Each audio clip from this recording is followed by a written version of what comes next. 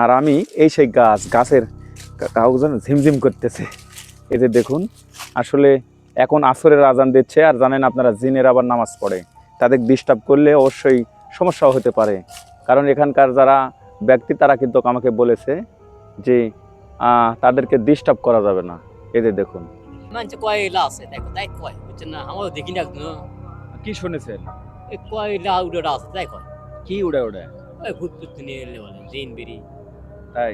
এই বটের গাছ আর ওই বটের গাছ হ্যাঁ, মিলে মানে বিশাল একটা জিনিস দেখা যায়। সাদা কাপড় পরে ধবধবার। আর পাশে এই যে দেখুন, মনে হচ্ছে এখন তো আমি জিন ভূতের ভিডিও করতে আসছি, একটি এই যে ভয়ঙ্কর যে বটের গাছ আমার পিছনে দেখতে পাচ্ছেন। আর এখানে প্রত্যেকটা কৃষি জমিতেই এই যে দেখতে পাচ্ছেন এরকম কাকাতোয়া বা এই যে দর্শক বন্ধুরা, আমরা কিন্তু খুব কাছাকাছি চলে আসছি এমন একটি জায়গা দেখানোর জন্য। এটা বিলের মধ্যে একটি ঈদগাহ। এই যে দেখুন, বিলের মধ্যে একটি ঈদগাহ।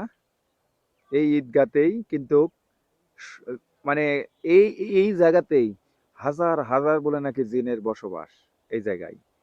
আর সেখানে কিন্তু আপনাদেরকে আমি নিয়ে যাচ্ছি দেখানোর জন্য। এই যে দেখুন, আমার সাথে রয়েছে বাপ্পি। আর এই দেখুন বাপ্পি, এই ঈদগাহ পুরাতন ঈদগাহ। আচ্ছা বাপরে, দেখুন মাঠের মাঝখানে এই ঈদগাহটি। এই প্রথম ইউটিউবে কিন্তু আমরা নিয়ে আসতেছি। এই একটা ভয়ানক এই জায়গার সম্বন্ধে জানতে গেলে কিছুক্ষণ আপনাদের থাকতে হবে। যে দেখুন, এই যে বটের গাছ, এই বটের গাছে কিন্তু অনেক ইতিহাস রয়েছে। আর এই যে পরিত্যক্ত যে জায়গাটি, ঈদগার যে পশ্চিম পাশে যে পরিত্যক্ত যে জায়গাটি পড়ে রয়েছে, এটাই হচ্ছে অনেক ভয়ানক এবং অলৌকিক জায়গা। প্রিয় দর্শক, এই যে দেখতে পাচ্ছেন আমার পাশে বিশাল একটি বট বৃক্ষ গাছ, এবং এই বট বৃক্ষ গাছ আর এই গাছের সাথে কিছু পরিত্যক্ত যে জায়গাটি রয়েছে, এটা অনেক একটু ভয়ানক একটি জায়গা। এই যে দেখুন, আর এখানে কিন্তু একটা ঈদগাহ রয়েছে। কিন্তু দেখুন, বড় বিষয় যে আমাদের আশেপাশে এই যে দেখতে পাচ্ছেন কোনো কোনো বাড়িঘর নেই। এক এক দুই কিলোমিটারের মধ্যে কোনো হয়তো বাড়িঘর নেই, কিন্তু এখানে রয়েছে একটি বিশাল এবং চাকচিক্যময় এই যে ঈদগাহ। আর এই ঈদগাতে বলে নাকি জিনেরা বলে নাকি জামাত করে নামাজ পড়ে, এবং ঈদের সময় কিন্তু জিনেরা এখানে নামাজ পড়ে। মানুষ তো পড়ে, তার সাথে কিন্তু জিনেরাও পড়ে। এমন একটি সেই এই জায়গাতে আমি আসলাম।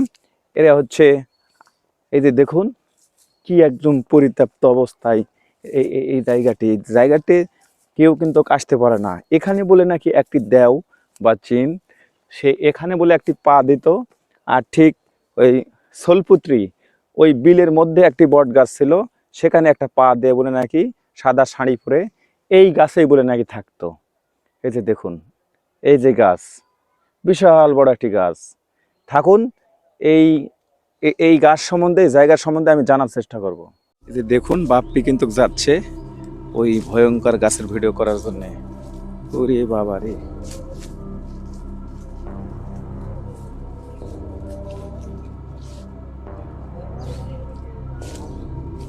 দেখুন আসরের সময় কিন্তু ঝামেলা হয়। আপনারা জানেন যে জিনেরা নামাজ পড়ে, ঠিক আজান চলছে, এই জন্য আমরা দেরি করলাম না। যে এখানে অবশ্যই নামাজ পড়বে তারা।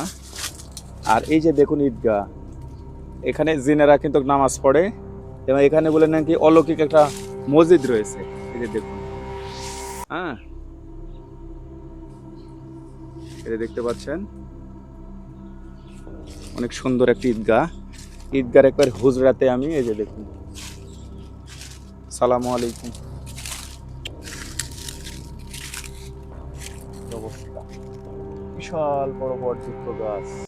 এই যে দেখুন,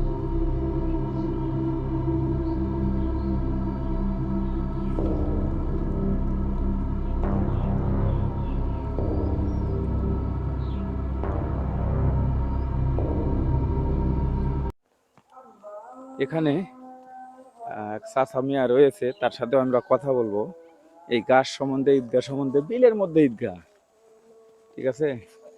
সালাম আলাইকুম, ভালো আছেন? আচ্ছা চাচা, এই যে এই যে ঈদগাহ হ্যাঁ।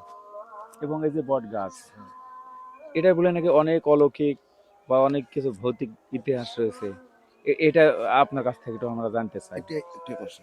আমরা হ্যাঁ ওটাই থাকেন, একটু বলেন তো চাচা এই গাছ সম্বন্ধে।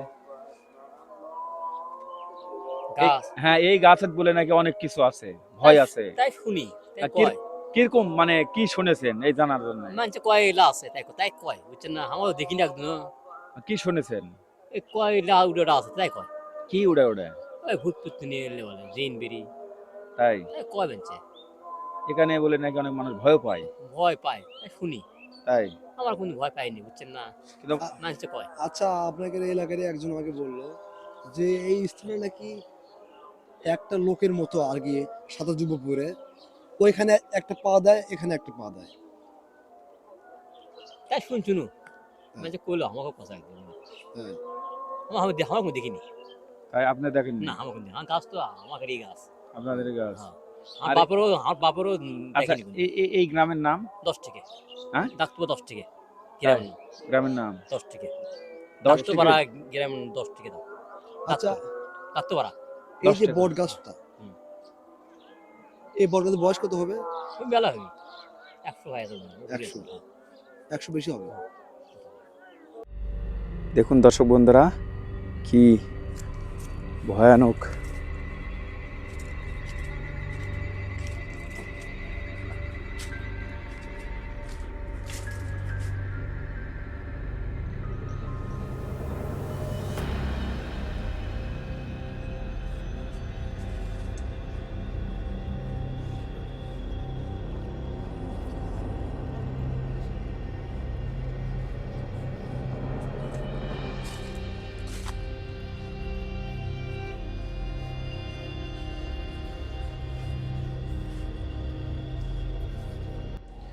দর্শক বন্ধুরা একবারে আমি এই যে আপনাদের দেখানোর চেষ্টা করতেছি, ঠিক এই যে দেখুন আমার এই যে দেখেন পাশে কি বড় বট গাছ, এত বড় বট গাছ আসলে আপনারা দেখেছেন কিনা। আর এই যে দেখুন বট গাছের গোড়াতে কিন্তু হুজরা, আর এটা কিন্তু একটা ঈদগাহ। কিন্তু এই ঈদগাতেই এখানেই বলে নাকি একটা মসজিদ রয়েছে, গায়েবী মসজিদ, সেটা শুধু ওই জিনেরাই শুধু দেখতে পায়, মাঝের মধ্যে কোনো ভালো ব্যক্তি হলে দেখতে পায় বা পায় না। এই যে দেখতে পাচ্ছেন, আর আমি এই সেই গাছের কাগজ ঝিমঝিম করতেছে। এই যে দেখুন আসলে এখন আসরের আজান দিচ্ছে, আর জানেন আপনারা জিনের আবার নামাজ পড়ে, তাদের ডিস্টার্ব করলে অবশ্যই সমস্যাও হতে পারে। কারণ এখানকার যারা ব্যক্তি তারা কিন্তু আমাকে বলেছে যে তাদেরকে ডিস্টার্ব করা যাবে না। এই যে দেখুন সেই গাছ।